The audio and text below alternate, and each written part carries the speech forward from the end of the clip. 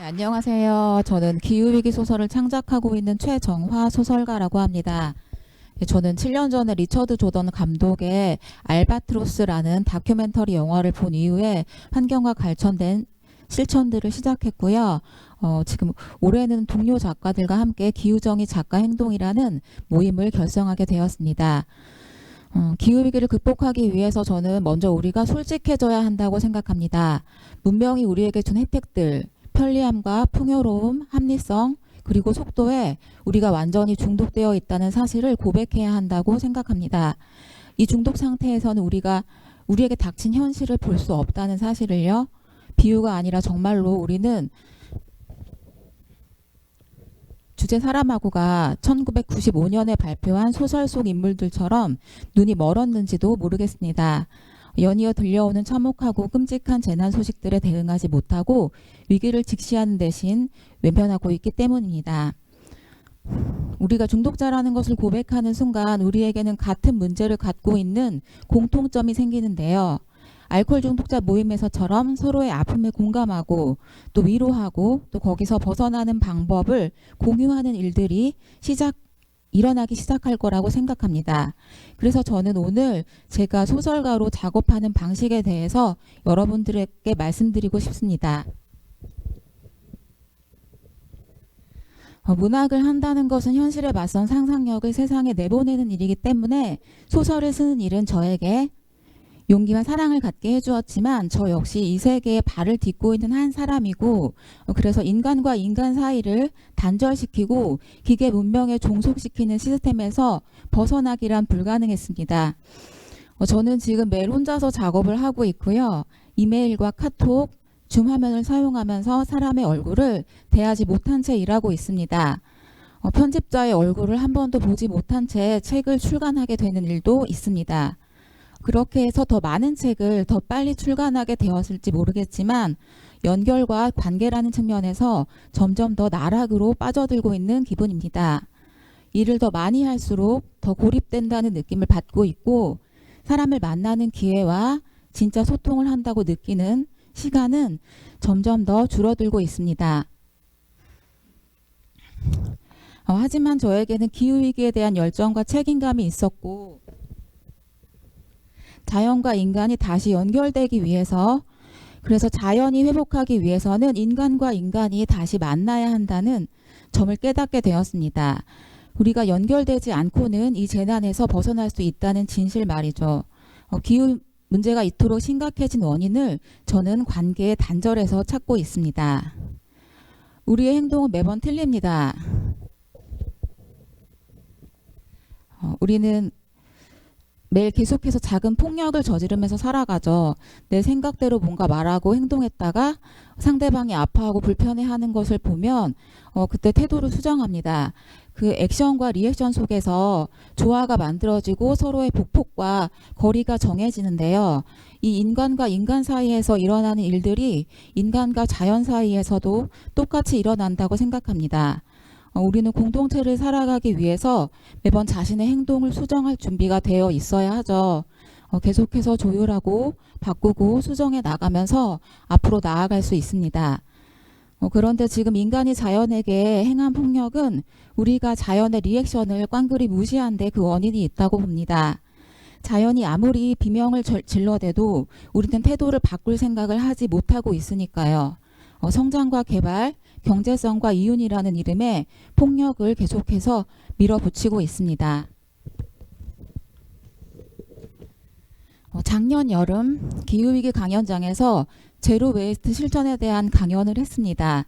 예전에는 어떤 물건을 살 때 아무런 고마움을 느끼지 못했는데 멀리 떨어진 제로 웨이스트 샵에 가서 포장재 없이 물건을 구하면서 존재와 존재가 연결되는 기쁨을 누리고 있다라고 강연을 하자 제가 기후위기의 원인을 소통의 단절에서 찾으려고 하자 한 청중께서 굉장히 좀 불만스럽다는 태도로 저에게 질문을 하셨는데요. 제가 기후위기를 말하면서 산업혁명에 대해서 언급하지 않은 것을 지적하시면서 약간의 항해조로 그 부분을 보완하고 싶어 하셨습니다. 하지만 제가 보기에 기후위기의 근본 원인은 산업혁명이 아닙니다. 플랜테이션 농업도 아닙니다. 기후위기의 근본 원인은 인간과 자연과의 연결이 끊어졌기 때문입니다. 우리가 버린 생수병을 먹고 죽은 새들에게 사과하지 않는 걸까요?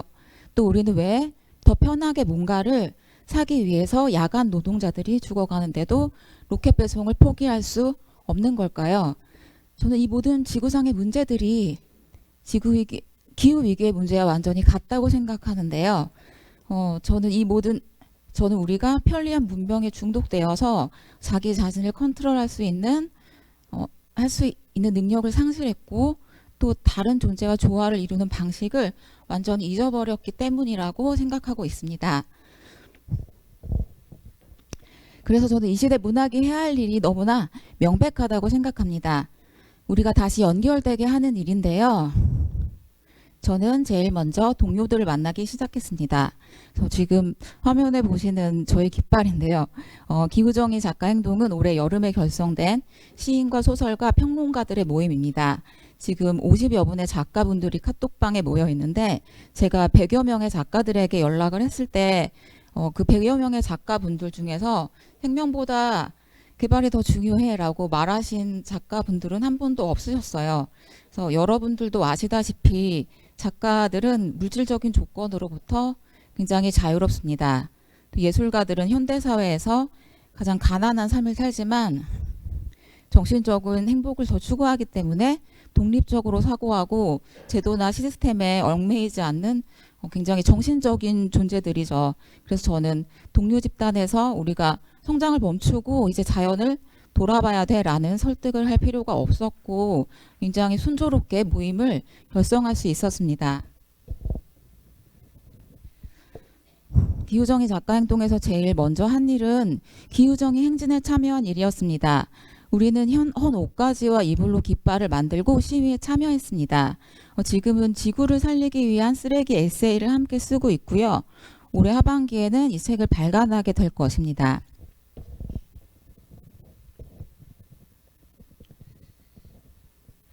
또 기후위기 소설 창작 강의를 열었는데요. 기후위기에 먼저 관심을 갖게 된 소설가들이 모여서 창작 강의를 하고, 기후위기 소설을 쓰려고 준비하고 있는 창작자들과 예비 창작자들이 이 강의를 듣기 위해 서로 만났습니다. 저는 지금 인류새 소설 읽기 강좌를 기획하고 있고요. 또 기후위기 서사 스터디를 다른 소설가들과 함께 꾸리고 있는 중입니다. 저에게 찾아온 가장 큰 변화는 제가 이제 혼자가 아니라 함께 일하기 시작했다는 점입니다. 원래 소설가들은 출판사의 청탁을 받고 글을 쓰는데요. 청탁을 받지 못한 작가들은 굉장히 무기력해지고 불안에 떨어야 합니다. 제가 기후위기를 위한 활동을 시작하면서 그 정반대의 일이 일어났는데요. 작가가 먼저 출판사에 연락해서 기후위기에 관한 이야기들이 세상에 필요하다라고 말하고 출판사에 지명과 출간을 요구하게 된 겁니다. 제가 여러분들께 가장 말씀드리고 싶은 것은 기후재난 소식을 세상에 알리는 일들을 작가들에게 적극적으로 맡겨달라는 부탁과 제안입니다. 저는 기후위기 소설 창작자이기도 하지만 동시에 기후위기 소식들을 다른 기자나 과학자들, 저자분들을 통해서 접하는 독자이기도 한데요. 저는 기후 문제에 관심을 갖게 되면서 너무 많은 정보들 속에서 중심을 잃고 우울증에 시달리고 죄책감을 심하게 경험했습니다. 그것은 기후 문제 자체의 심각성과 시급함 때문이기도 하지만 지금 기후 위기에 관한 정보들이 취하고 있는 형태와 주체의 문제이기도 하다고 생각해요. 우리가 인터넷이나 기사를 통해서 어떤 소식을 접했을 때 할 수 있는 반응은 기껏해야 좋아요를 누르는 것, 기사 링크를 자신의 SNS에 올리는 것 정도입니다. 이러한 소통 체계의 변화가 절실하게 필요합니다. 저는 기후위기 뉴스를 누구에게 어떤 형태로 듣느냐는 굉장히 중요한 문제라고 생각하는데요. 이 뉴스들은 듣는 사람들이 굉장한 공포나 불안감, 우울감과 죄책감을 느끼게 하죠. 대중들은 이 뉴스에서 도망치고 싶고 압박감을 느끼거나 무기력해지거나 할 겁니다. 사람의 정서를 고려한 소통을 충분히 습득하고 있는 문학 작가들이 이 메시지 전달 과정에서 앞으로 굉장히 중요한 역할을 하게 될 거라고 생각하고 있습니다. 기후위기를 경고하는 많은 작가들이 공통적으로 하는 이야기가 있습니다. 수없이 많은 기후위기 뉴스와 기사가 쏟아져 나오고 있지만 우리는 아직도 기후위기를 모른다고 말을 하고 있는데요. 먼저 미국의 작가인 조너선 사프란 보어는 사람들이 기후위기를 알고 있을 뿐 믿지 못한다 라고 말했고, 인도의 아미타브 고시는 우리가 알고 있지만 그것을 인식을 하지는 못하고 있다라고 지적했습니다. 고시는 정보가 아니라 우리가 이야기 그리고 노래를 통해서 이 이야기를 인식해야 된다라고 강조했고요. 호주의 소설가인 리처드 플래너건은 우리가 스마트폰의 화면을 통해서 매일 기후위기를 보고 있지만 이것을 보면서 알지 못한다. 우리는 그 참혹한 장면들을 보면서 오히려 일상으로부터 회피하고 위안 삼는 콘텐츠로 삼고 있다라고 지적했습니다. 제가 기후위기 우울증에 걸려 있을 때 저를 구원해준 작가가 있었는데 바로 조너선 사프란 포어였습니다. 우리가 날씨다, 동물을 먹는다는 것에 대하여 라는 책들을 쓰신 저자신데요.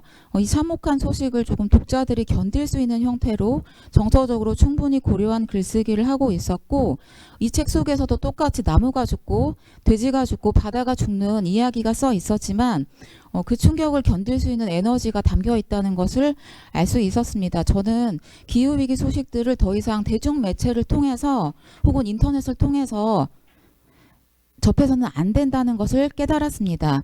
우리는 사람과 소통하면서 서로의 정서적인 측면에 대해서 충분히 고려하면서 이 문제를 이야기하고 극복해 나가야 한다고 생각합니다. 저는 그래서 이 일을 시인과 소설가가, 평론가가 할 수 있고 해야 한다고 말씀드리고 싶습니다.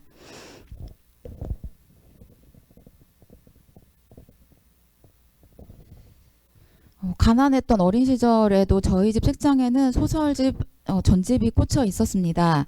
그런데 지금 저의 집에는 제가 소설가이지만 책장 대신 거실 한가운데 거대한 모니터가 들어앉아 있습니다. 창밖을 보는 대신 우리는 지금 인터넷 세상을 바라보고 있죠. 기사와 동영상의 좋아요와 이모티콘을 누르는 일로 우리가 겪고 있는 이 재난의 참담함과 어마어마한 절망을 제대로 나누고 극복해 나갈 수 없다고 생각합니다. 기후위기와 재난과 관련한 정서적인 측면들에 대해 문학 작가들과 예술가들이 도전과 활동이 긴급하게 필요합니다. 앞으로 많이 격려해 주시고 응원해 주시기를 부탁드리겠습니다. 감사합니다.